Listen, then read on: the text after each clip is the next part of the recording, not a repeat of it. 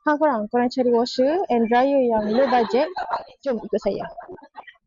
Korang dekat depan Tasha ni kita ada 2 mesin basuh. Yang ni wash mat and then ni duo mat.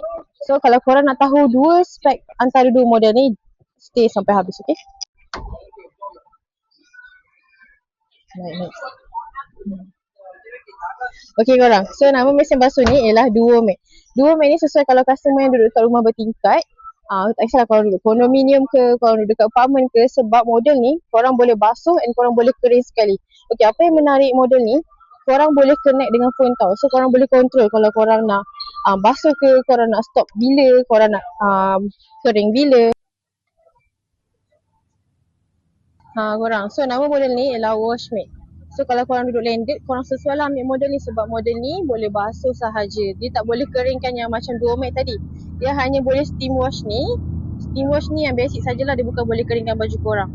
So kalau korang ada baby ke, boleh juga guna mesin basuh ni. So ni boleh connect dengan phone juga macam duo mat tadi, okay? So kalau korang berminat, korang boleh send IC depan belakang untuk apply sekarang. Bye!